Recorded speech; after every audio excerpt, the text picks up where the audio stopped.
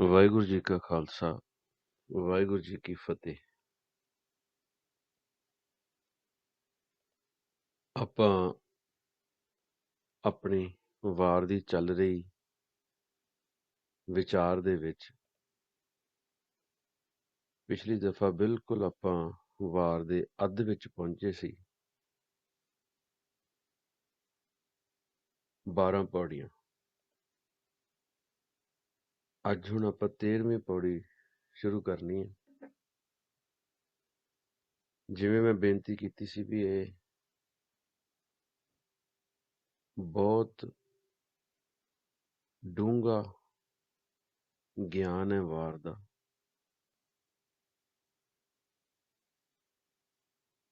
ਔਰ ਇਹ ਗੁਰੂ ਕਾਲ ਵੇਲੇ ਤੋਂ ਹੀ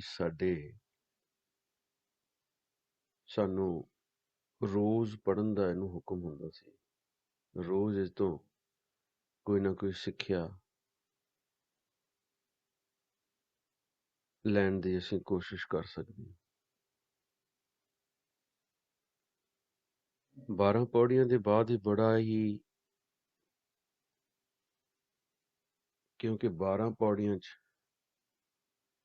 ਜਿਹਦਾ ਰਹਾਉ ਸਾਨੂੰ ਵਾਰ ਦਾ ਮਿਲਿਆ ਕਿ ਬਲਿਹਾਰੀ ਕੁਦਰਤ ਤੇ ਵਸਿਆ, ਤੇਰਾ ਅੰਤ ਨ ਜਾਈ ਲਖਿਆ। ਅੰਤ ਨਹੀਂ ਪਾ ਸਕਦੇ, ਲੇਕਿਨ ਉਸ ਪਰਮਾਤਮਾ ਨੂੰ ਜਾਣਿਆ ਜ਼ਰੂਰ ਜਾ ਸਕਦਾ।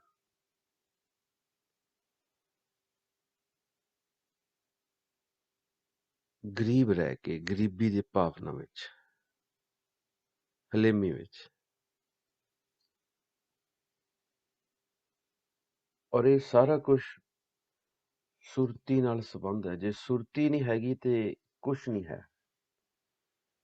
ਸਰੀਰ ਨੂੰ ਬਾਹਰੋਂ ਸਜਾ ਲਾਂਗੇ, ਪਹਿਰਾਵਾ ਚੰਗਾ ਪਾ ਲਾਂਗੇ, ਚੰਗੀ ਦਿੱਖ ਬਣਾ ਲਾਂਗੇ, ਧਾਰਮਿਕ ਚਿੰਨ੍ਹ ਸਜਾ ਲਾਂਗੇ, ਉਹ ਸਾਡੀ ਦੇਖਣ ਨੂੰ ਤਾਂ ਖੂਬਸੂਰਤ ਬਣਾਊਗਾ, ਪਰ ਸਾਡੇ ਜਿਹੜੀ ਸੁਰਤੀ ਦੀ ਖੂਬਸੂਰਤੀ ਹੈ ਉਹ ਬਾਣੀ ਦੀ ਵਿਚਾਰ ਦੇ ਨਾਲ ਆਉਣੀ ਹੈ। ਬਾਣੀ ਤੇ ਅਮਲ ਕਰਕੇ ਆਉਣੀ ਹੈ। ਸ਼ਬਦ ਦਾ ਜਾਪ ਕਰਕੇ ਆਉਣੀ ਹੈ। ਇੱਕ ਸ਼ਬਦ ਦਾ ਜਾਪ, ਇੱਕ ਸ਼ਬਦ ਨੂੰ ਜਪਣਾ।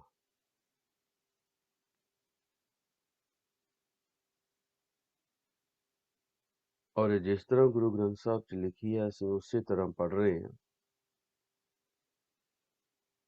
ਮਹੱਲੇ ਪਹਿਲੇ ਦੇ ਵੀ ਸ਼ਲੋਕ ਨੇ, ਨਾਲ ਪੌੜੀਆਂ ਨੇ। ਕੁਛ ਸ਼ਲੋਕ ਮਹੱਲੇ ਦੂਜੇ ਦੇ, ਔਰ ਇਹਨਾਂ ਦਾ ਭਾਵ, ਹਰ ਪੌੜੀ ਦਾ ਜਿਹੜਾ ਭਾਵ ਹੈ ਉਹ ਸ਼ਲੋਕਾਂ ਦੇ ਨਾਲ ਔਰ ਪੌੜੀ ਦੇ ਨਾਲ ਇੱਕ ਦੂਜੇ ਨਾਲ ਮੇਲ ਖਾਂਦਾ ਗਿਆਨ।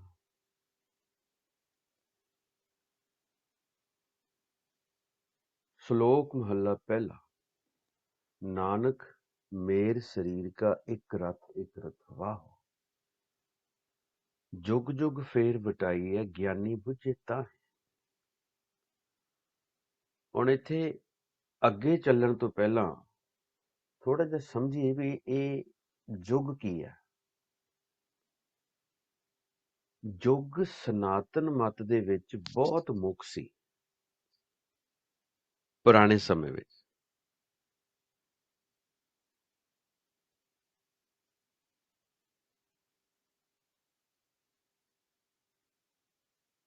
ਬਾਬੇ ਨੇ ਇੱਕ ਲਾਈਫ ਸਟਾਈਲ ਦਾ ਜ਼ਿਕਰ ਕੀਤਾ। ਲਾਈਫ ਸਟਾਈਲ, ਸਮਾਂ। ਸੋ ਇਸ ਚੀਜ਼ ਨੂੰ ਮੁੱਖ ਰੱਖਿਓ। ਹਰ ਚੀਜ਼ ਦਾ ਜਿਹੜਾ ਹੈ ਇਹ ਸ਼ਲੋਕ ਤੇ ਪੌੜੀ ਨੇ ਅੱਜ ਬਹੁਤ ਭੁਲੇਖੇ ਦੂਰ ਕਰਨੇ ਸਾਡੇ।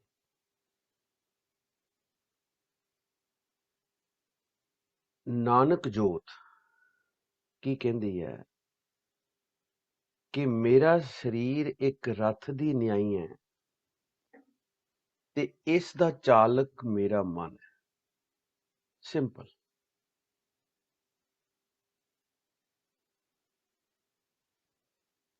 ਮੇਰਾ ਸਰੀਰ ਇੱਕ ਰੱਥ ਦੀ ਨਿਆਈ ਹੈ ਤੇ ਇਹਦਾ ਜਿਹੜਾ ਚਾਲਕ ਹੈ ਉਹ ਮੇਰਾ ਮਨ ਹੈ।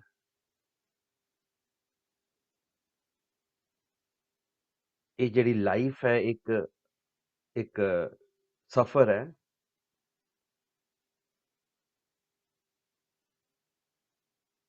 ਔਰ ਇਹ ਸਫ਼ਰ ਨੂੰ ਬੰਦਾ ਈਜ਼ੀ ਕਰਨ ਵਾਸਤੇ, ਸੌਖਾ ਕਰਨ ਵਾਸਤੇ ਆਪਣੀ ਮੱਤ ਦੇ ਅਨੁਸਾਰ ਕੋਈ ਨਾ ਕੋਈ ਅਗਵਾਈ ਲੈ ਕੇ ਤੁਰ ਰਹੇ ਹੈ। ਕਿਸੇ ਨੇ ਕਿਸੇ ਦਾ ਆਸਰਾ ਲਿਆ, ਕਿਸੇ ਨੇ ਕਿਸੇ ਦਾ। ਪਰ ਜਿਉਂ-ਜਿਉਂ ਸਮਾਂ ਗੁਜ਼ਰ ਰਿਹਾ ਹੈ, ਇਹਦਾ ਜਿਹੜਾ ਹੈ ਅਸਲੀਅਤ ਕੀ ਹੈ, ਇਹਦਾ ਸੁਭਾਅ ਜਿਹੜਾ ਉਹ ਚੇਂਜ ਹੋ ਰਿਹਾ, ਬਦਲ ਰਿਹਾ।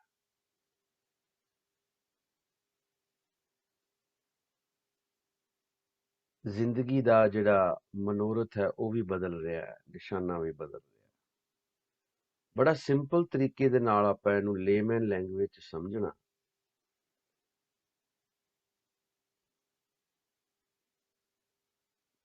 ਕਿ ਸਰੀਰ ਇੱਕ ਰੱਥ ਹੈ, ਰੱਥ ਦੀ ਨਿਆਈ ਹੈ ਤੇ ਇਹਦਾ ਚਾਲਕ ਮਨ ਹੈ। ਜੁਗ ਜੁਗ ਫੇਰ ਵਟਾਈ ਹੈ, ਗਿਆਨੀ ਬੁੱਝੇ ਤਾਂ ਹੈ।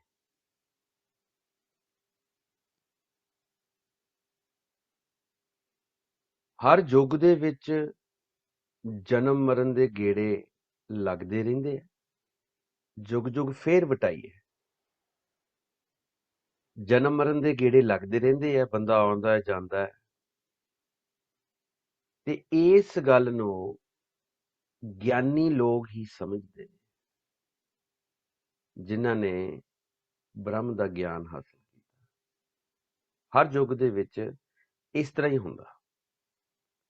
ਹੁਣ ਇਹ ਯੁੱਗਾਂ ਦੀ ਐਕਸਪਲੇਨੇਸ਼ਨ ਹੋਣੀ ਹੈ। ਦੇਖਿਓ ਕਿੰਨੀ ਇੰਟਰਸਟਿੰਗ ਗੱਲ ਹੋਣੀ ਹੈ ਵੀ ਕਮਾਲ ਕਰਤੀ ਬਾਬੇ ਨਾਨਕ ਨੇ, ਐਸਾ ਗਿਆਨ ਲਾਇਆ ਧੁਰੋ ਜਿਹੜਾ ਪਹਿਲਾਂ ਨਾ ਹੈ ਸੀ, ਨਾ ਹੀ ਅੱਗੇ ਹੋਏਗਾ। ਬੇਅੰਤ ਗਿਆਨ, ਇਹਦਾ ਕੋਈ ਅੰਤ ਨਹੀਂ ਹੈ।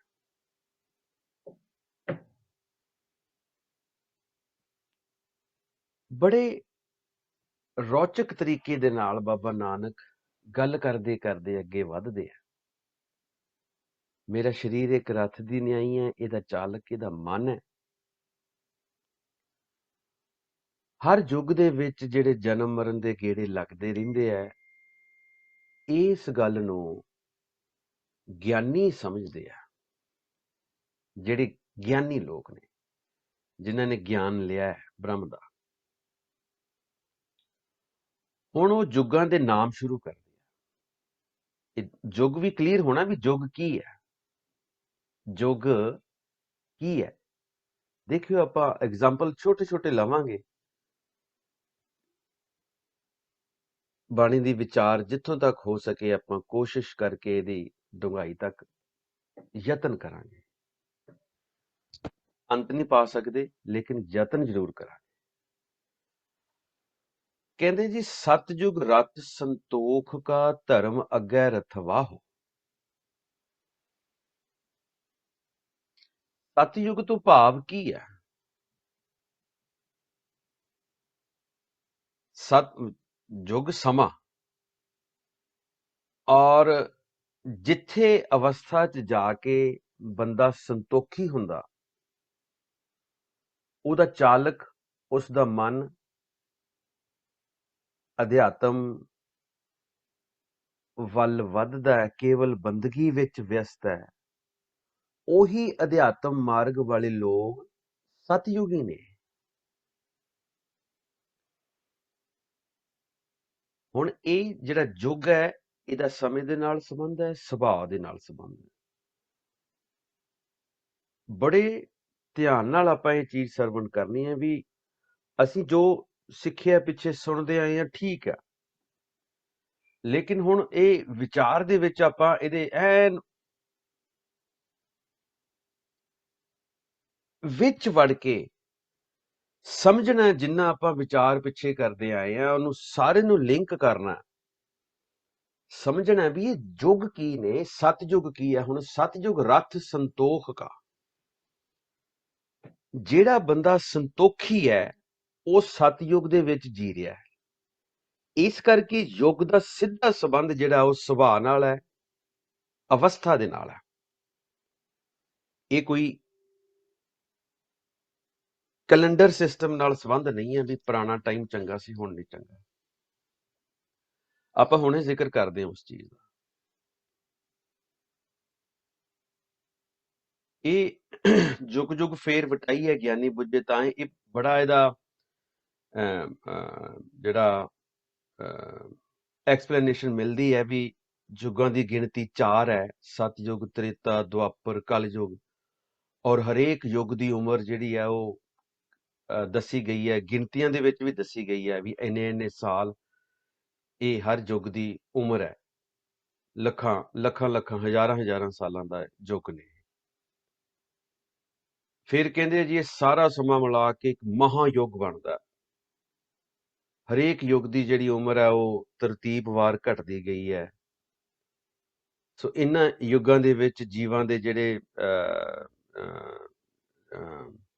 ਸਰੀਰਿਕ ਪਾਵਰ ਵੀ ਘਟਦੀ ਗਈ ਹੈ, ਕਰੈਕਟਰ ਡਿੱਗਦਾ ਗਿਆ ਹੈ। ਇਸੇ ਕਰਕੇ ਯੁੱਗਾਂ ਦੀ ਉਮਰ ਘਟਦੀ ਗਈ ਹੈ। ਸੋ ਆਪਾਂ ਇਹਨੂੰ ਇਸ ਚੀਜ਼ 'ਚ ਪੈਣਾ ਹੀ ਨਹੀਂ, ਲੋੜ ਹੀ ਨਹੀਂ। ਆਪਾਂ ਨੂੰ ਕੀ ਲੋੜ ਹੈ ਇਹ ਗਿਣਤੀਆਂ ਮਿਣਤੀਆਂ 'ਚ ਪੈ ਗਏ ਇਹ ਪਟਵਾਰਖਾਨਾ ਜ਼ਰੂਰ ਕਰਨਾ। ਆਪਾਂ ਸਿਰਫ ਅਧਿਆਤਮ ਦੇ ਨਾਲ ਸੰਬੰਧ ਰੱਖਣਾ। ਅਧਿਆਤਮ ਦੇ ਲੈਵਲ ਤੇ ਸਾਨੂੰ ਜੋ ਇਹ ਗਿਆਨ ਗੁਰਬਾਣੀ ਬਾਬੇ ਨਾਨਕ ਦੀ ਦੇ ਰਹੀ ਹੈ ਉਹਨੂੰ ਹਾਸਲ ਕਰਨ ਦੀ ਕੋਸ਼ਿਸ਼ ਕਰਨੀ ਹੈ।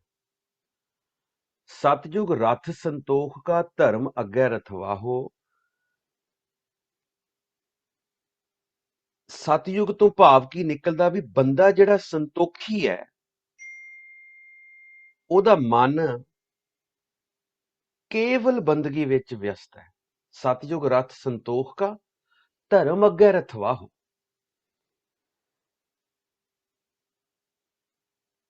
ਉਹੀ ਅਧਿਆਤਮ ਮਾਰਗ ਤੇ ਚੱਲਣ ਵਾਲੇ ਲੋਕ ਸਤਯੁਗੀ ਨੇ।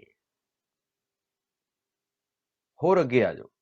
ਤ੍ਰੇਤੇ ਰਥ ਜਤੈ ਕਾ, ਜੋਰ ਅੱਗੇ ਰਥਵਾਹੋ। ਤ੍ਰੇਤੇ ਤੋਂ ਮੁਰਾਦ ਹੈ ਬੰਦੇ ਦੇ ਕਰਮ ਇੰਦਰੀਆਂ ਤੇ ਪੂਰਾ ਕੰਟਰੋਲ, ਜਤੀ ਸਤੀ, ਤੇ ਮਨ ਪ੍ਰਭ ਨਾਲ ਜੁੜਿਆ ਹੈ। ਕਰਮ ਇੰਦਰੀਆਂ ਤੇ ਕੰਟਰੋਲ ਕਰ ਲਿਆ ਤਾਂ ਮਨ ਰੱਬ ਨਾਲ ਜੁੜਨਾ ਹੀ ਹੈ। ਇਹ ਕਲੀਅਰ ਕਰ ਲਓ।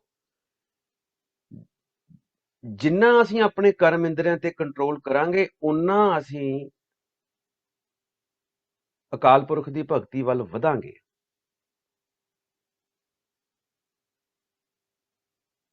ਬੰਦੇ ਦਾ ਕਰਮ ਇੰਦਰੀਆਂ ਤੇ ਕੰਟਰੋਲ ਹੈ ਤੇ ਮਨ ਪ੍ਰਭ ਨਾਲ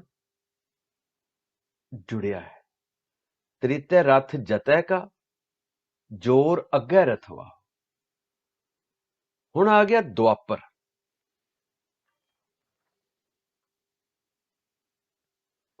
ਹੁਣ ਦੇਖੋ ਕਲੀਅਰ ਹੁੰਦਾ ਜਾਣਾ ਵੀ ਯੁੱਗ ਹੈ ਕੀ ਹੈ। ਯੁੱਗ ਫਿਤਰਤ ਹੈ, ਸੁਰਤ ਹੈ, ਕਰੈਕਟਰ।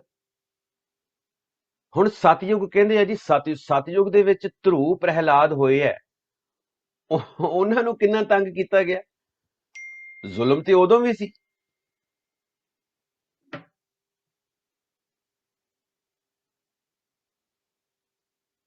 ਸਤਯੁਗੀ ਲੋਕ ਅੱਜ ਵੀ ਨੇ ਸਟੇਟ ਆਫ ਮਾਈਂਡ ਵਾਲੇ, ਜਿਨ੍ਹਾਂ ਨੇ ਭਗਤੀ ਕਰਕੇ ਸੰਤੋਖ ਹਾਸਲ ਕਰ ਲਿਆ, ਆਪਣੇ ਕਰਮ ਇੰਦਰੀਆਂ ਤੇ ਕੰਟਰੋਲ ਕਰ ਲਿਆ। ਹੁਣ ਦੁਆਪਰ ਤੋਂ ਭਾਵ ਕੀ ਹੈ ਕਿ ਬੰਦਾ ਕੇਵਲ ਤਪੱਸਿਆ ਕਰਦਾ, ਉਹਦਾ ਚਾਲਕ ਮਨ ਸਤਿਆਵਾਦੀ ਆਚਾਰ ਵਾਲਾ, ਸਤਵਾਦੀ ਹੈ, ਸੱਚੇ ਸੁੱਚੇ ਕੰਮ ਕਰਨ ਵਾਲਾ।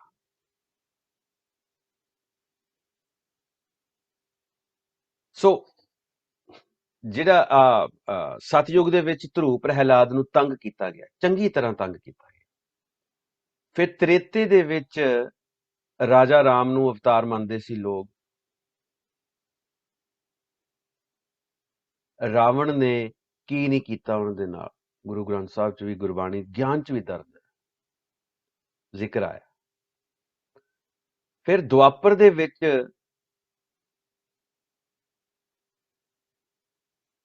ਕ੍ਰਿਸ਼ਨ ਨੇ ਦੋ ਸ਼ਰੀਕਾਂ ਦੇ ਵਿੱਚ ਲੜਾਈ ਕਰਵਾਈ। ਕਿੰਨਾ ਦੇਖੋ ਖੂਨ ਵਗਿਆ ਉਸ ਵੇਲੇ। ਸੁਸਾਇਟੀ ਵਿੱਚ ਬੁਰਾਈ ਚੰਗਿਆਈ ਬਰਾਬਰ ਚੱਲਦੀ ਰਹੀ ਹੈ।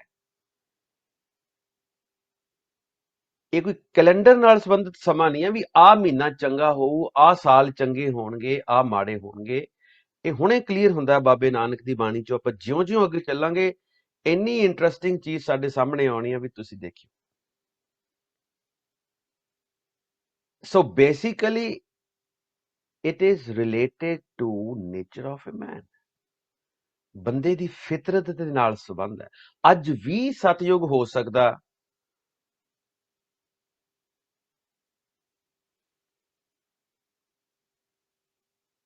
ਸਟੇਟ ਆਫ ਮਾਈਂਡ ਸਾਡੀ ਬਦਲ ਜੇ। ਅੱਜ ਵੀ ਸਤਯੁਗ ਹੋ ਸਕਦਾ।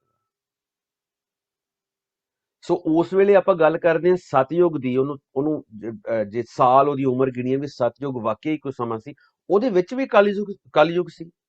ਧਰੂ ਪ੍ਰਹਿਲਾਦ ਨੂੰ ਸਾਰੀਆਂ ਤਕਲੀਫਾਂ ਸਤਯੁਗ ਵਿੱਚ ਹੀ ਆਈਆਂ।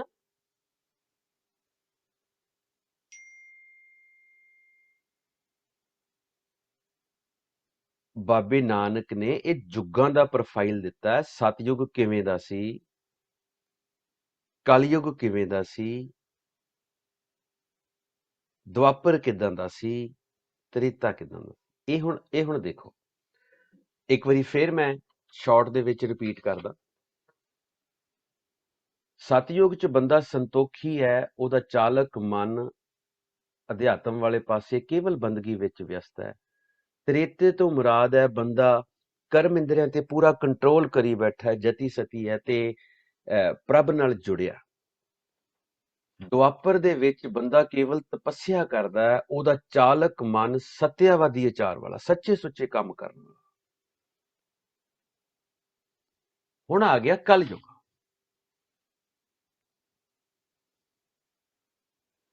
कलयुग रथ अग्न का कूड़ अग्गै रथवा हो।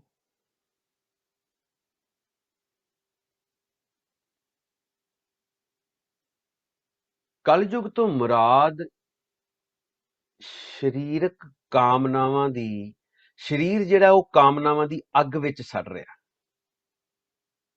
ਕਲਯੁਗ ਕੀ ਹੈ? ਸਰੀਰ ਕਾਮਨਾਵਾਂ ਦੀ ਅੱਗ ਵਿੱਚ ਸੜ ਰਿਹਾ ਤੇ ਚਾਲਕ ਮਨ ਜਿਹੜਾ ਉਹ ਮਾਇਆ ਦੇ ਵਿੱਚ ਗ੍ਰਸਤ ਹੈ। ਕਲਯੁਗ ਰਥ ਅਗਨ ਕਾ ਕੂੜ ਅੱਗੇ ਰਥਵਾ ਹੋ। ਸਿੰਪਲ। ਸੋ ਇਹ सतयुग Treta Dwapar Kalyug directly related to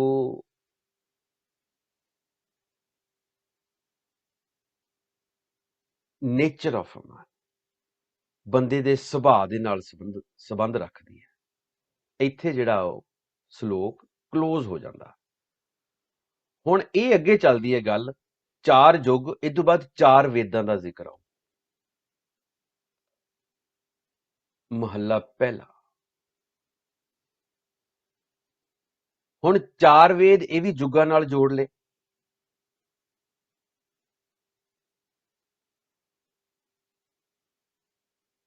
ਬਾਬੇ ਨਾਨਕ ਨੇ ਚੰਗੀਆਂ ਗੱਲਾਂ ਹਾਈਲਾਈਟ ਕਰ ਦਿੱਤੀਆਂ। ਸ਼ੁਰੂ ਕਿੱਥੋਂ ਕਰਦਾ? ਸਾਮ ਕਹੈ ਸੇਤੰਬਰ ਸੁਆਮੀ, ਸੱਚ ਮੈਂ ਆਛੈ ਸਾਚ ਰਹਿ। ਬਾਬਾ ਨਾਨਕ ਕਹਿੰਦੇ ਸਾਮ ਵੇਦ ਵਿੱਚ ਦੁਨੀਆ ਦੇ ਮਾਲਕ ਨੂੰ ਸਿਤੰਬਰ ਕਿਹਾ ਗਿਆ, ਪਰ ਜੋ ਰੱਬ ਨਾਲ ਜੁੜੇ ਨੇ ਉਹੀ ਸੁਚੱਜੇ ਨੇ, ਉਹੀ ਸਚਿਆਰ ਨੇ। ਸਾਮ ਕਹੈ ਸਿਤੰਬਰ ਸੁਆਮੀ, ਸੱਚ ਮੈਂ ਆਛੈ ਸਾਚ ਰਹਿ। ਜਿਹੜੇ ਸੱਚ ਨਾਲ ਜੁੜੇ ਨੇ ਉਹੀ ਸੁਚੱਜੇ ਨੇ, ਉਹੀ ਸਚਿਆਰ ਨੇ। ਸਭ ਕੋ ਸੱਚ ਸਮਾਵੇ। ਸਾਰੀ ਬੰਦਗੀ ਕਰਨ ਵਾਲਿਆਂ ਵਿੱਚੋਂ ਕੋਈ ਵਿਰਲਾ ਹੀ ਰੱਬ ਨਾਲ ਇੱਕਮਿਕ ਹੁੰਦਾ ਹੈ। ਸਭ ਕੋ, ਸਾਰਿਆਂ ਦੇ ਵਿੱਚੋਂ ਕੋਈ ਵਿਰਲਾ ਸੱਚ ਦੇ ਵਿੱਚ ਸਮਾਉਂਦਾ ਹੈ। ਭਗਤੀ ਕਰਦੇ ਨੇ ਸਾਰੇ, ਅਧਿਆਤਮ ਤੇ ਚੱਲਦੇ ਨੇ, ਚੰਗੇ ਗੁਣਾਂ ਦੇ ਧਾਰਨੀ ਬਣ ਜਾਣਗੇ, ਲੇਕਿਨ ਕੋਈ ਵਿਰਲਾ ਉਸ ਸੱਚ ਦੇ ਵਿੱਚ ਸਮਾਉਂਦਾ ਹੈ। ਸਭ ਕੋ ਸੱਚ ਸਮਾਵੈ, ਸਾਰਿਆਂ ਚੋਂ ਕੋਈ ਵਿਰਲਾ ਸੱਚ ਦੇ ਵਿੱਚ ਸਮਾਉਂਦਾ। ਦੂਜੇ ਨੰਬਰ ਦਾ ਵੇਦ ਆਇਆ ਹੁਣ ਰਿਗਵੇਦ। ਰਿਗ ਕਹੈ ਰਹਿਆ ਭਰਪੂਰ, RAM ਨਾਮ ਦੇਵਾ ਮੈਂ ਸੂਰ। ਰਿਗਵੇਦ ਵਿੱਚ ਵੀ ਉਸ ਪ੍ਰਭੂ ਦਾ ਜ਼ਿਕਰ ਹੈ ਜੋ ਸਰਬ ਵਿਆਪਕ ਹੈ। ਪ੍ਰਭੂ ਨਾਮ ਵਿੱਚ ਹੀ ਰੱਬ ਦਾ ਪ੍ਰਕਾਸ਼ ਹੈ। ਨਾਮ ਜਪਦੇ ਜਪਦੇ ਹੀ ਅੰਦਰ ਪ੍ਰਕਾਸ਼ ਹੋਣਾ। RAM ਨਾਮ ਦੇਵਾ ਮੈਂ ਸੂਰ।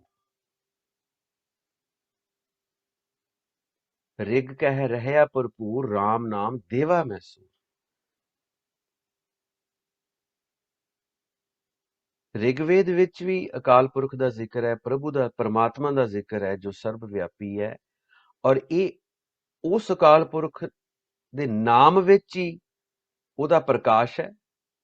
ਨਾਮ ਜਪਦੇ ਜਪਦੇ ਹੀ ਅੰਦਰ ਪ੍ਰਕਾਸ਼ ਹੋਣਾ। ਸੋ ਨਾਏ ਲੈ ਪ੍ਰਾਛਤ ਜਾਏ, ਨਾਮ ਜਪ ਕੇ ਪਾਪਾਂ ਤੋਂ ਸੁਰਖਰੂ ਹੋ ਕੇ ਹੀ ਬੰਦਾ ਨਿਰਵਾਣ ਪਦ ਤੱਕ ਪਹੁੰਚਦਾ ਹੈ। ਨਾਏ ਲਿਆ ਪ੍ਰਾਛਤ ਜਾਏ, ਨਾਨਕ ਤਉ ਮੁਖ ਅੰਤਰ ਪਾਏ। ਅੰਦਰੋਂ ਮੈਲ ਧੋਤੀ ਜਾ ਰਹੀ ਹੈ, ਔਰ ਉਹ ਮੈਲ ਧੋਂਦੇ ਧੋਂਦੇ ਇੰਨਾ ਸਾਫ਼ ਹੋ ਜਾਂਦਾ, ਨਾਨਕ ਜੋਤ ਕਹਿੰਦੀ ਹੈ ਕਿ ਫਿਰ ਉਹ ਨਿਰਵਾਣ ਪਦ ਤੱਕ ਪਹੁੰਚਦਾ ਹੈ।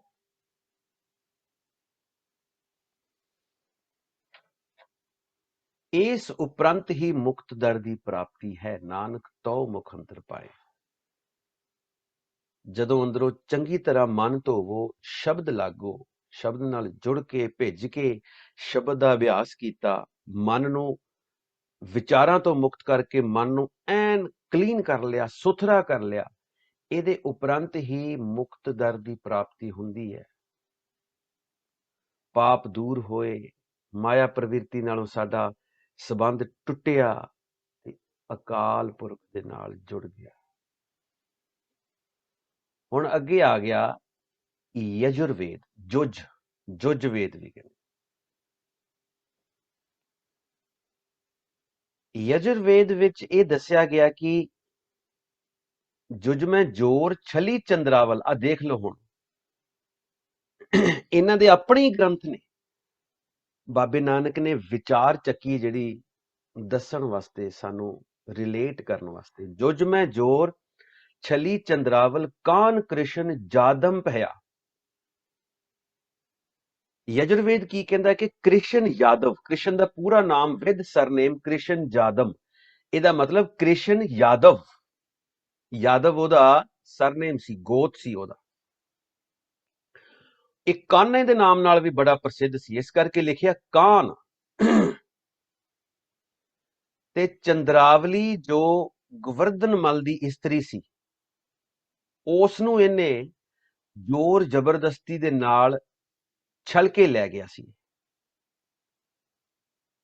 ਜੁਜ ਮੈਂ ਜੋਰ ਛਲੀ ਚੰਦਰਾਵਲ, ਕਾਨ ਕ੍ਰਿਸ਼ਨ ਜਾਦਮ ਪਿਆ। ਇਹ ਜਿਹੜਾ ਕ੍ਰਿਸ਼ਨ ਯਾਦਵ ਸੀ, ਜਿਹੜਾ ਕਾਨਾ ਦੇ ਨਾਮ ਨਾਲ ਵੀ ਪ੍ਰਸਿੱਧ ਸੀ, ਇਹਨੇ ਗੋਵਰਧਨ ਮਲ ਦੀ ਇਸਤਰੀ ਚੰਦਰਾਵਲੀ ਨੂੰ ਜ਼ੋਰ ਜ਼ਬਰਦਸਤੀ ਛਲ ਲਿਆ ਸੀ।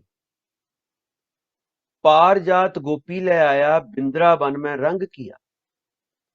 ਕ੍ਰਿਸ਼ਨ ਨੇ ਆਪਣੀ ਗੋਪੀ ਦੀ ਖਾਤਰ ਪਾਰਜਾਤ ਰੁੱਖ, ਜਿੱਦਾਂ ਐਗਜ਼ਾਮਪਲ ਹੈ ਕਾਮਧੇਨ ਗਊ। ਇਹ ਜਿਹੜਾ ਰੁੱਖ ਹੈ ਪਾਰਜਾਤ, ਇਹ ਰਿੱਧੀਆਂ ਸਿੱਧੀਆਂ ਵਾਲਾ ਦਰਖਤ ਹੈ। ਇੰਦਰ ਦੇ ਬਾਗ ਚੋਂ ਲੈ ਕੇ ਆਇਆ, ਜਿਨਨੇ ਫੇਰ ਵਰਿੰਦਾਵਨ ਦੇ ਵਿੱਚ ਕੌਤਕ ਵਰਤਾਇਆ। ਪਾਰਜਾਤ ਗੋਪੀ ਲੈ ਆਇਆ, ਬਿੰਦਰਾਵਨ ਮੈਂ ਰੰਗ ਕੀਆ। ਕਲ ਮੈਂ ਵੇਦ ਅਥਰਬਣ ਹੁਆ। ਕਲਯੁਗ ਵਿੱਚ ਅਥਰਬਣ ਵੇਦ ਪ੍ਰਧਾਨ ਹੋ ਗਿਆ। ਜਗਤ ਦੇ ਮਾਲਕ ਦਾ ਨਾਮ ਅੱਲਾ ਖੁਦਾ ਮਸ਼ਹੂਰ ਹੋ ਗਿਆ, ਕਿਉਂਕਿ ਮੁਸਲਿਮ ਰਾਜ ਸ਼ੁਰੂ ਹੋ ਗਿਆ ਉਸ ਵੇਲੇ। ਉਸ ਵੇਲੇ ਦੀ ਗੱਲ ਹੈ, ਬਾਬੇ ਨਾਨਕ ਕਿਆ ਨਕਸ਼ਾ ਬੰਨਿਆ ਬਾਬੇ ਨਾਨਕ ਨੇ ਵੀ ਵਾਰੇ ਜਾਈਏ ਬਾਬੇ ਨਾਨਕ ਤੋਂ, ਬਲਿਹਾਰੀ ਜਾਈਏ। ਇੰਨਾ ਬ੍ਰਹਮ ਗਿਆਨ ਇੱਕ ਇੱਕ ਤੁਕ ਦੇ ਵਿੱਚ ਜੁਗਾਂ ਦੀ ਕਥਾ ਬਣ ਕੇ ਰੱਖ ਦਿੱਤੀ। ਜੁਜ ਮੈਂ ਜੋਰ ਛਲੀ ਚੰਦਰਾਵਲ, ਕਾਨ ਕ੍ਰਿਸ਼ਨ ਜਾਦਮ ਭਇਆ, ਪਾਰ ਜਾਤ ਗੋਪੀ ਲੈ ਆਇਆ, ਬਿੰਦਰਾਵਨ ਮੈਂ ਰੰਗ ਕੀਆ। ਫਿਰ ਕਹਿੰਦੇ ਕਲ ਮੈਂ ਬੇਦ ਅਥਰਬਣ ਹੁਆ, ਨਾਉ ਖੁਦਾਈ ਅੱਲੋ ਭਇਆ। ਉਸ ਵੇਲੇ ਤੱਕ ਮੁਸਲਮਾਨਾਂ ਦਾ ਰਾਜ ਹੋ ਗਿਆ ਸੀ। ਕਲਯੁਗ ਦੇ ਵਿੱਚ ਅਥਰਬਣ ਵੇਦ ਪ੍ਰਧਾਨ ਹੋ ਗਿਆ। ਜਗਤ ਦੇ ਮਾਲਕ ਦਾ ਨਾਮ ਖੁਦਾ ਤੇ ਅੱਲਾ ਮਸ਼ਹੂਰ ਹੋ ਗਿਆ। ਵਾਹ ਬਾਬਾ ਨਾਨਕ, ਵਾਰੇ ਜਾਈਏ।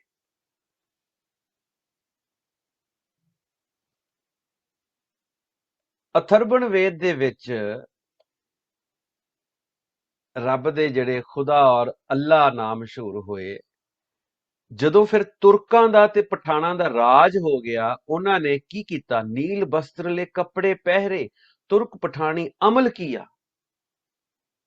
ਜਦੋਂ ਤੁਰਕਾਂ ਦਾ ਪਠਾਣਾਂ ਦਾ ਰਾਜ ਹੋ ਗਿਆ, ਉਹਨਾਂ ਨੇ ਨੀਲੇ ਰੰਗ ਦੇ ਕੱਪੜੇ ਪਾਉਣੇ ਲਾਜ਼ਮੀ ਕਰ ਦਿੱਤੇ।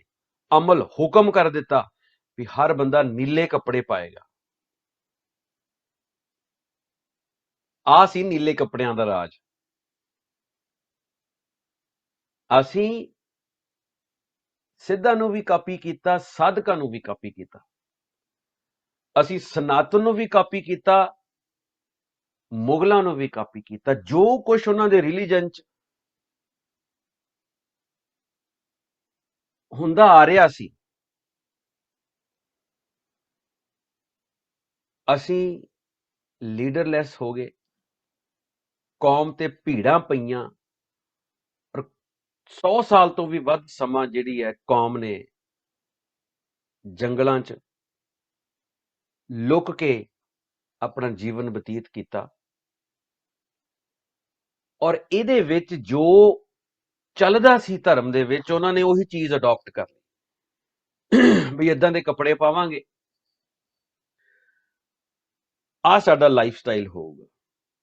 ਕਲ ਮੈਂ ਵੇਦ ਅਥਰਬਣ ਹੁਆ, ਨਾਉ ਖੁਦਾਈ ਅੱਲੋ ਭਇਆ। ਨੀਲੇ ਕੱਪੜੇ ਪਾਉਣ ਦਾ ਹੁਕਮ ਤੁਰਕ ਪਠਾਣਾ ਨੇ ਹੁਕਮ ਕੀਤਾ। ਅੱਛਾ, ਹੋਰ ਅੱਗੇ ਚੱਲਦੀ ਗੱਲ। ਕਲੋਜ਼ ਕਰਨ ਲੱਗੇ ਸ਼ਲੋਕ, ਦੇਖੋ ਅਖੀਰਲਾ ਹਿੱਸਾ ਆ ਗਿਆ ਸ਼ਲੋਕ ਦਾ। ਕਹਿੰਦੇ ਚਾਰੇ ਵੇਦ ਹੋਏ ਸਚਿਆਰ। ਚੌਹਾਂ ਵੇਦਾਂ ਦੇ ਵਿੱਚ ਨਾਮ ਨਾਲ ਹੀ ਜੁੜਨ ਦਾ ਜ਼ਿਕਰ ਹੈ। ਵੇਦਾਂ ਮੈਂ ਨਾਮ ਉੱਤਮ ਸੋ ਸੁਣੇ ਨੇ, ਨਹੀਂ ਬੇਤਾ ਲਿਆ।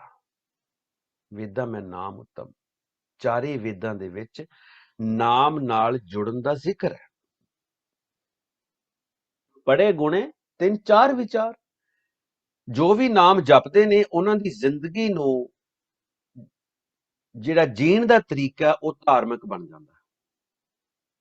ਜੋ ਨਾਮ ਜਪਦੇ, ਉਹਨਾਂ ਦੀ ਲਾਈਫ ਜਿਹੜੀ ਆ ਉਹ ਧਰਮ ਦੇ ਅਨੁਸਾਰ, ਗੁਰੂ ਦੀ ਮੱਤ ਦੇ ਅਨੁਸਾਰ ਬਣ ਜਾਂਦੀ ਹੈ। ਨਾਮ ਜਪਣ ਵਾਲਾ ਲਾਈਫ ਸਟਾਈਲ। ਪੜੇ ਗੁਣੇ 3-4 ਵਿਚਾਰ, ਭਾਉ ਭਗਤ ਕਰ ਨੀਚ ਸਦਾਏ। ਇਹ ਨੀਚ ਸਦਾਏ, ਨੀਚ ਦੇ ਚੱਚੇ ਨੂੰ ਔਂਕੜਾ, ਇੱਥੇ ਭਲੇਖਾ ਨਾ ਖਾਇਓ।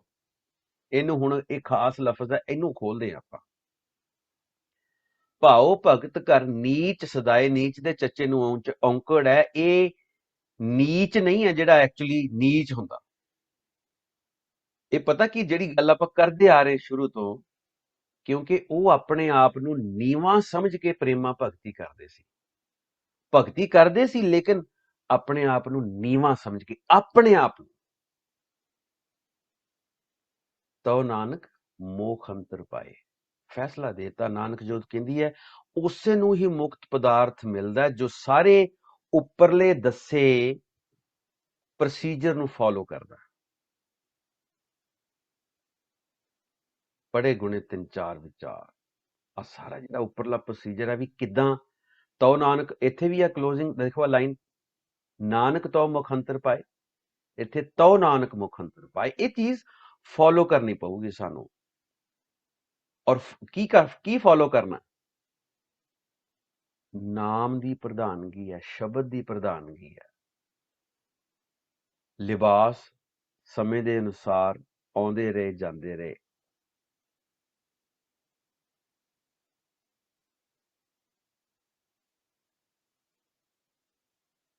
वेदां ने नाम की गल की है। जिंदगी नूं जीण दा तरीका गुरु दी मत दे अनुसार जिहड़ा नाम जपण वाला लाइफ स्टाइल है उही धार्मिक है। नीवां समझ के अपने आप नूं प्रेमा भगती करनी, उसे नूं मुक्त पदार्थ मिलदा है ਜਿਹੜੇ ਆ ਪ੍ਰੋਸੀਜਰ ਨੂੰ ਫਾਲੋ ਕਰਦੇ ਆ। ਨੀਵਾਂ ਰਹਿਣਾ ਬਹੁਤ ਵੱਡੀ ਗੱਲ ਹੈ, ਬਹੁਤ ਵੱਡਾ ਗੁਣ ਹੈ। ਨਿਮਰਤਾ ਹੋਣਾ ਬਹੁਤ ਵੱਡੀ ਗੱਲ ਹੈ, ਲੇਕਿਨ ਕਿਸੇ ਨੂੰ ਛੱਲਣ ਵਾਸਤੇ, ਕਿਸੇ ਨੂੰ ਆਪਣੇ ਆਪ ਨੂੰ ਚੰਗਾ ਬਣਾਉਣ ਵਾਸਤੇ ਆਪਾਂ ਨੀਵੇਂ ਨਹੀਂ ਹੋਣਾ। ਮਨ ਕਰਕੇ ਅਧਿਆਤਮ ਮਾਰਗ ਤੇ ਨਿਮਰਤਾ ਲੈ ਕੇ ਆਉਣੀ ਹੈ। ਸੋ ਆਹ ਪ੍ਰੋਸੀਜਰ ਜਿਹੜੇ ਫਾਲੋ ਕਰਨਗੇ ਉਹਨਾਂ ਨੂੰ ਫਿਰ ਮੁਕਤ ਪਦਾਰਥ ਦੀ ਪ੍ਰਾਪਤੀ ਹੋਈ। ਇੱਥੇ ਦੂਜਾ ਸ਼ਲੋਕ ਵੀ क्लोज हो गया। और आगे चलिए, पौड़ी।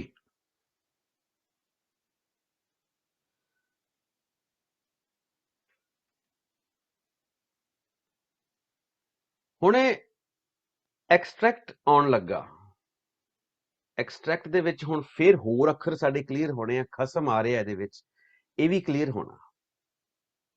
निचोड़ जिन्हों आपां कहने, पौड़ी सतगुर विटों वारिया जित मिलिया खसम संभालिया। जदों बेनती रूप हो के अकाल पुरख की बंदगी की जाए तो सतगुर का मिलाप हो सकता है। फिर पूर्ण सहज अवस्था होने करके इस नूं संभालना किया जाता है। सतगुर विटों वारन का मतलब भी एक शब्द का जाप करना, नाम का अभ्यास करना। जित मिलिया खसम संभालिया,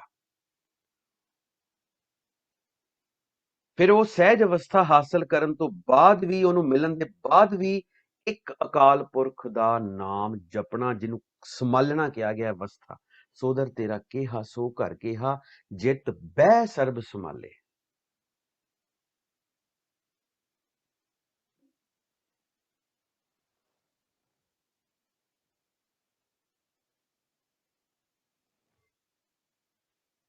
जिनकार उपदेश ज्ञान अंजन दिया, इन्नी नेत्री जगत निहालिया।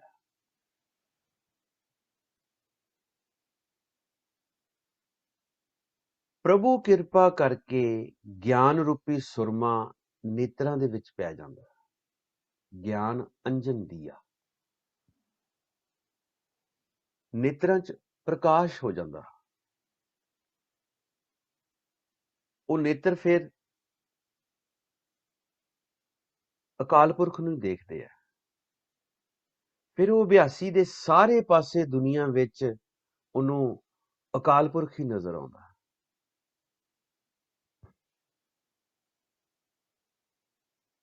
ज्ञान अंजन, प्रभु की कृपा करके ज्ञान रूपी सुरमा नेत्रां।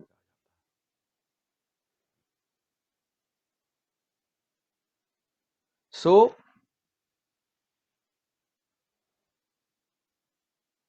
तरतीब देखो पौड़ी दी, श्लोकां नाल रिलेट करो। सतगुर विटों वारिया जित मिलिया खसम संभालिया।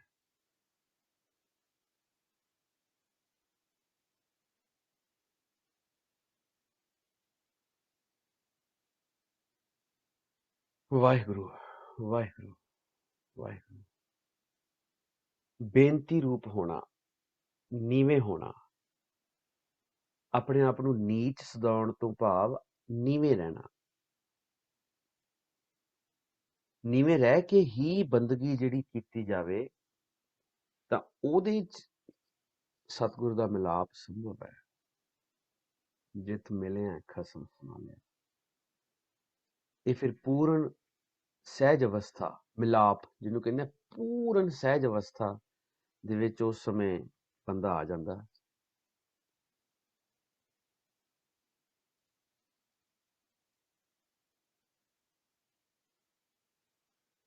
ਜਿਨ ਕਰ ਉਪਦੇਸ਼ ਗਿਆਨ ਅੰਜਨ ਦੀਆ ਇੰਨੀ ਨੇਤਰੀ ਜਗਤ ਨਿਹਾਲਿਆ। ਉਹ ਜਦੋਂ ਪ੍ਰਭੂ ਦੀ ਕਿਰਪਾ ਗਿਆਨ ਰੂਪੀ ਸੁਰਮਾ ਨੇਤਰਾਂ 'ਚ ਪੈ ਗਿਆ, ਫਿਰ ਉਸ ਪੂਰਨ ਟਿਕਾਊ ਵਾਲੇ ਮਨੁੱਖ ਨੂੰ, ਪੂਰਨ ਸਹਿਜ ਅਵਸਥਾ ਵਾਲੇ ਮਨੁੱਖ ਨੂੰ ਦੁਨੀਆ 'ਚ ਹਰ ਪਾਸੇ ਅਕਾਲ ਪੁਰਖ ਹੀ ਨਜ਼ਰ ਆਊ। ਕਰ ਫਕਰ ਦਾਇਮ ਲਾਏ ਚਸ਼ਮੇ ਜਹਾਂ ਤਹਾਂ ਮੌਜੂਦ। ਉਹਦੀ ਬੰਦਗੀ ਕਰ, ਇਹ ਭਗਤੀ ਦੀ ਐਨਕ ਲਾ ਕੇ ਦੇਖ, ਉਹ ਹਰ ਥਾਂ ਤੇ ਮੌਜੂਦ ਹੈ।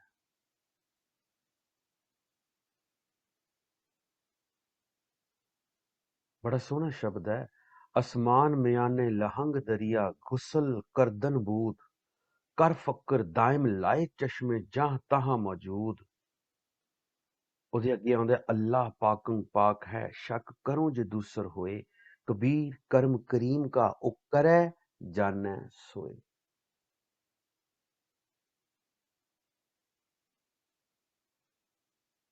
ਹੁਣ ਥੋੜੀ ਜੀ ਗੱਲ ਬਾਬਾ ਨਾਨਕ ਦੂਜੇ ਪਾਸੇ ਲੈ ਕੇ ਜਾਂਦੇ, ਕਹਿੰਦੇ ਖਸਮ ਛੋੜ ਦੂਜੇ ਲੱਗੇ, ਡੁੱਬੇ ਸੇ ਵਣਜਾਰਿਆ। ਰੱਬ ਦੀ ਬੰਦਗੀ ਨੂੰ ਛੱਡ ਕੇ ਖਸਮ ਛੋੜ, ਬਸ ਇਹਨੂੰ ਦ੍ਰਿੜ ਕਰ ਲਓ ਵੀ ਖਸਮ ਹੈ ਹੀ ਨਾਮ ਹੈ। ਖਸਮ ਛੋੜ, ਨਾਮ ਨੂੰ ਛੱਡ ਕੇ, ਭਗਤੀ ਨੂੰ ਛੱਡ ਕੇ, ਬੰਦਗੀ ਨੂੰ ਛੱਡ ਕੇ ਦੂਜਾ ਲੱਗੇ, ਡੁੱਬੇ ਸੇ ਵਣਜਾਰਿਆ। ਉਹਨਾਂ ਦਾ ਚਿੱਤ ਜਿਹੜਾ ਵਿਕਾਰਾਂ 'ਚ ਜੁੜ ਜਾਂਦਾ ਤੇ ਉਹ ਮਾਇਆ ਸਾਗਰ ਦੇ ਵਿੱਚ ਡੁੱਬ ਜਾਂਦੇ ਆ, ਕਿਉਂਕਿ ਨਾਮ ਦਾ ਤਿਆਗ ਕਰਤਾ ਉਹਨਾਂ ਨੇ, ਉਹ ਨਾਮ ਹੀ ਨਹੀਂ ਜਪਦੇ। ਸਤਿਗੁਰੂ ਹੈ ਬੋਹਿਥਾ ਵਿਰਲੇ ਕਿਨੈ ਵਿਚਾਰਿਆ। ਕੋਈ ਵਿਰਲਾ ਹੀ ਬੰਦਗੀ ਕਰਕੇ ਇਹ ਸਮਝ ਸਕਿਆ ਕਿ ਮਾਇਆ ਸਾਗਰ ਨੂੰ ਪਾਰ ਕਰਨ ਵਾਸਤੇ ਸਤਿਗੁਰ ਦੀ ਕਿਰਪਾ ਜਾਂ ਸਤਿਗੁਰੂ ਹੀ ਜਹਾਜ਼ ਦੀ ਨਿਆਈ ਹੈ। ਬੋਹਿਥਾ ਜਹਾਜ਼, ਸਤਿਗੁਰੂ ਹੀ ਜਹਾਜ਼ ਦੀ ਨਿਆਈ ਹੈ। ਵਿਰਲੇ ਕਿਨੇ ਵਿਚਾਰਿਆ। ਇਹ ਜਪਣਾ ਹੀ ਪੈਣਾ, ਭਗਤੀ ਕਰਨੀ ਪੈਣੀ ਹੈ। ਜਿਹੜੀ ਆਪਾਂ ਗੱਲ ਕਰਦੇ ਹਾਂ ਪੂਰਨ ਸਹਿਜ ਅਵਸਥਾ, ਸੰਭਾਲਣ ਦੀ ਅਵਸਥਾ, ਗਿਆਨ ਅੰਜਨ, ਗਿਆਨ ਨੇਤਰਾਂ 'ਚ ਗਿਆਨ ਰੂਪੀ ਸੁਰਮਾ ਪੈਣ ਦੀ ਅਵਸਥਾ, ਇਹ ਬੰਦਗੀ ਨਾਲ ਹੀ ਸੰਭਵ ਹੈ। ਐਵੇਂ ਗੱਲਾਂ ਨਾਲ ਨਹੀਂ ਇਹ ਸੰਭਵ ਹੋਣਾ। ਗੱਲਾਂ ਕਰ ਲੀਆਂ, ਕਿਤਾਬਾਂ ਪੜ੍ਹ ਕੇ ਆਪਾਂ ਵਿਚਾਰਾਂ ਕਰ ਲਈਆਂ, ਉਹਦੇ ਨਾਲ ਨਹੀਂ। ਇਹ ਆਪਣਾ ਅਨੁਭਵ, ਆਪਣਾ ਅਭਿਆਸ, ਇਹ ਕਰਨਾ ਪੈਣਾ। ਕਰਕੇ ਹੀ ਇਹ ਦੇਖਿਆ ਜਾਣਾ, ਕਰਕੇ ਹੀ ਇਹ ਪਤਾ ਲੱਗਣਾ।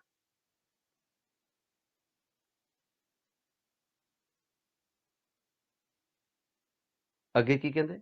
ਕਰ ਕਿਰਪਾ ਪਾਰ ਉਤਾਰਿਆ। ਪ੍ਰਭੂ ਦੀ ਕਿਰਪਾ ਬਹੁਤ ਵੱਡਾ ਫੈਕਟਰ ਹੈ। ਆਪਾਂ ਬਾਰ-ਬਾਰ ਜ਼ਿਕਰ ਕਰਦੇ ਆ ਰਹੇ ਹਾਂ ਵੀ ਨਾਮ ਜਪ ਲਾਂਗੇ, ਕਰਮ ਇੰਦਰੀਆਂ ਤੇ ਕੰਟਰੋਲ ਵੀ ਕਰ ਲਾਂਗੇ ਔਖੇ ਸੌਖੇ। ਨਾਮ ਨਹੀਂ ਕਰਨੀ ਹੈ ਮਦਦ। ਨਾਮ ਜਿਉਂ-ਜਿਉਂ ਨਾਮ ਜਪਾਂਗੇ, ਇਹ ਅਵਸਥਾ ਸਾਡੀ ਜਿਹੜੀ ਆ ਉਹ ਚੇਂਜ ਹੁੰਦੀ ਜਾਏਗੀ। ਸਾਡਾ ਜਿਹੜਾ ਯੁੱਗ ਹੈ ਉਹ ਚੇਂਜ ਹੁੰਦਾ ਜਾਏਗਾ। ਸਾਡੀ ਜਿਹੜੀ ਸੋਚ ਹੈ ਉਹ ਚੇਂਜ ਹੁੰਦੀ ਜਾਏਗੀ। ਪਰ ਕਰ ਕਿਰਪਾ ਪਾਰ ਉਤਾਰਿਆ। ਤਾਈਓ ਤੇ ਕਿਹਾ ਵੀ ਕੋਈ ਵਿਰਲਾ ਹੀ ਮਿਲਾਪ ਦੀ ਅਵਸਥਾ ਤੱਕ ਜਾਂਦਾ ਹੈ। ਕਿਰਪਾ ਬਹੁਤ ਵੱਡੀ ਚੀਜ਼ ਹੈ। ਪ੍ਰਭੂ ਦੀ ਕਿਰਪਾ ਦੇ ਨਾਲ ਨਾਮ ਜਪ ਕੇ, ਗਰੀਬੀ 'ਚ ਰਹਿ ਕੇ ਭਵ ਸਾਗਰ ਤੋਂ ਪਾਰ ਹੋ ਸਕਦਾ ਹੈ।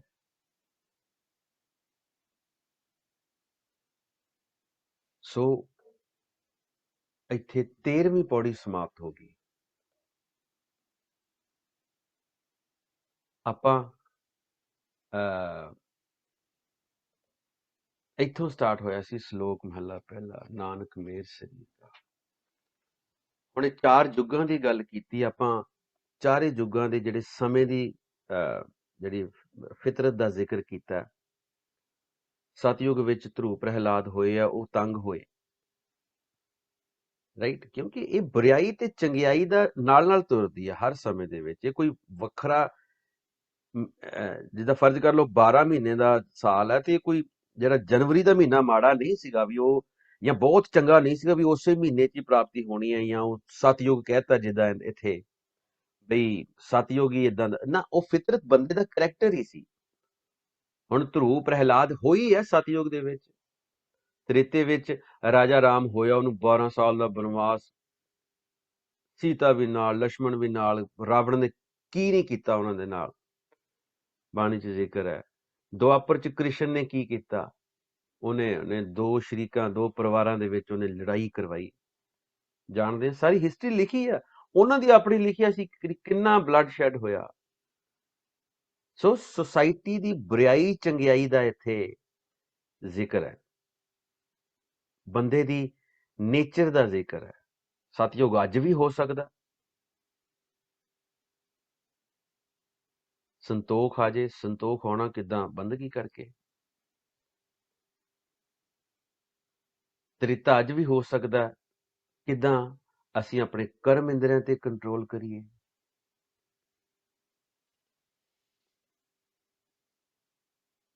ਦੁਆਪਰ ਅੱਜ ਵੀ ਹੋ ਸਕਦਾ, ਤੇ ਕਲਯੁਗ ਤੇ ਚੱਲ ਹੀ ਰਿਹਾ। ਕਲਯੁਗ ਰਥ ਅਗਨ ਕਾ।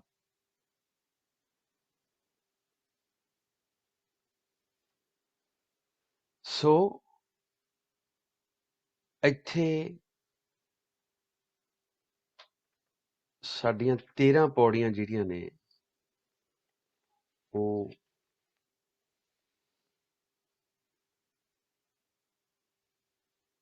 ਮੁੱਕਦੀਆਂ ਨੇ। ਇਹ ਵਿਚਾਰ ਆਪਾਂ ਏਦਾਂ ਹੀ ਅੱਗੇ ਤੋਰਾਂਗੇ।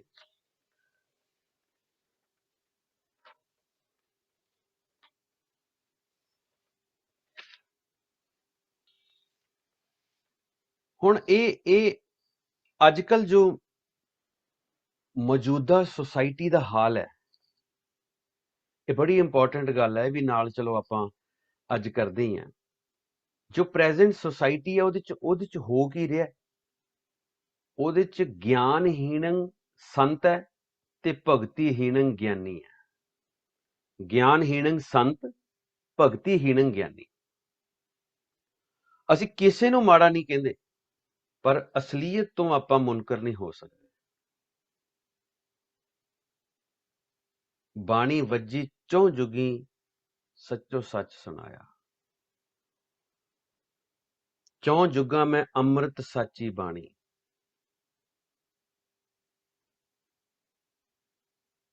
ਤੂੰ ਸਤਗੁਰ ਚੌਂ ਜੁਗੀ, ਆਪੇ ਆਪ ਪਰਮੇਸ਼ਰ। ਸਤਗੁਰ ਹੀ ਪਰਮੇਸ਼ਰ ਹੈ।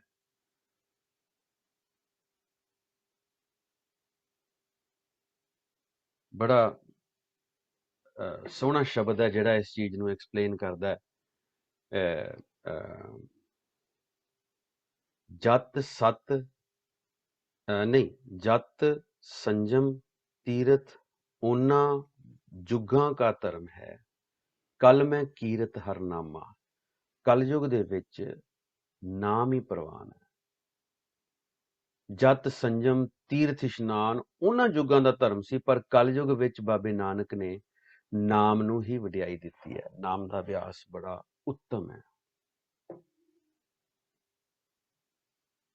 ਵਾਹਿਗੁਰੂ ਜੀ ਕਾ ਖਾਲਸਾ, ਵਾਹਿਗੁਰੂ ਜੀ ਕੀ ਫਤਿਹ।